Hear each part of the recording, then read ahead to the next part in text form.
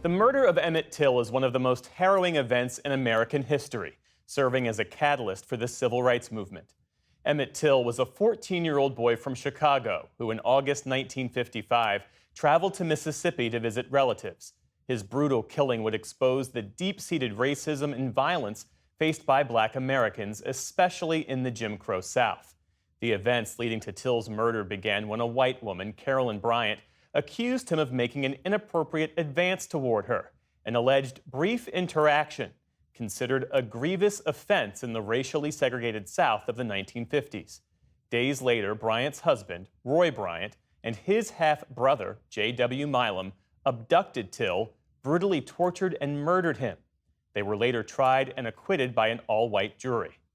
Now, best-selling author Wright Thompson travels back to his native Mississippi for a fresh and unflinching account of the conspiring forces behind Till's murder, focusing on the place where it happened. It's called The Barn, The Secret History of a Murder in Mississippi. I spoke with him yesterday. Wright Thompson, thanks so much for being with us. Man, thank you so much. Your family farm is about 20 miles from the site of the barn where Emmett Till was beaten and killed, yet you had to leave the state to go to college before you learned anything about it. How did this history reveal itself to you? You know, uh, it was shocking to me all the things that personally I didn't know.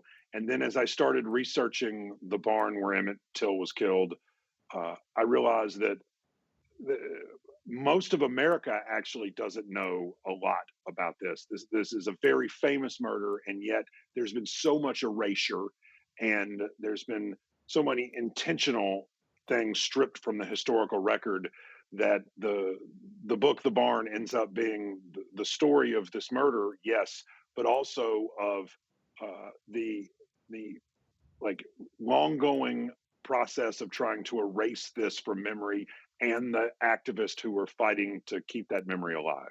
Yeah, well, tell me more about that. The notion that this barn's obscurity reflects this whitewashing, this effort to cover up the horrendous nature of Emmett Till's abduction and murder, and the complicity and the depravity of all of the people who were involved. Well, one thing I certainly didn't know is that, one of the key drivers of this very famous murder was political rhetoric, for instance. Uh, Mississippi in 1955 had a unbelievable governor's race.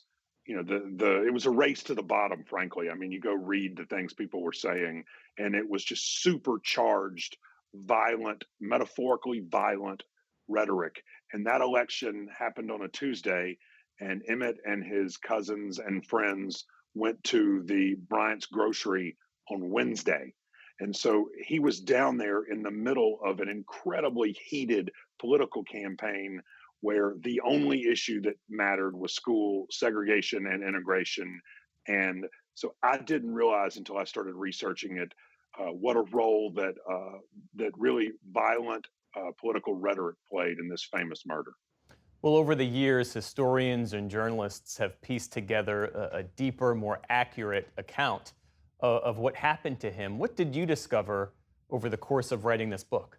I mean, some really harrowing things. I mean, I found out that the murder weapon was in a safety deposit box in a bank in Greenwood, Mississippi. I had Carolyn Bryant's memoir sent to me on a thumb drive where she essentially doubles down and takes her lies to the grave. Uh, the sheer tonnage of what we don't know uh, is to me as much a part of the story as the things we do know. On September 23rd, 1955, an all-white jury in Tallahatchie County, Mississippi, acquitted the two white men who were charged with murdering Emmett Till. And at the trial, 8 of the jurors, a defense attorney, and the sheriff, it turns out, were all from the same extended family as the two men on trial, Roy Bryant and J.W. Milam. Help us understand that aspect of this story. It wasn't two random people who killed another random person. I mean, it was a tribe of people killing the child of another tribe of people, which every West Point professor will tell you is an act of war. These were folks who were all from the same very tight knit community. in the hills up above the Mississippi Delta. I mean, one of the jurors' fathers was J.W. Milam's contact when he joined the Army. Like, who's the person who'll always know where you are? So, I mean, this wasn't just a jury of his peers, as they say. This was a jury of people who were part of the same tribe. You're from the region that you write about in this book. This book is part a meditation on Emmett Till's murder. It's also part memoir. How did unearthing and investigating this story help you reckon with your family's history? I love that. I think it's the Malcolm X quote that everywhere south of Canada is the South. And so, it was very important to me to learn my own family history, but I also think it's very important for all Americans to read about this square of land around the barn where Emmett Till was killed and think about their own square of land. And I think that the project of continuing the American experiment feels to me rooted in the idea that we first have to agree on a common history.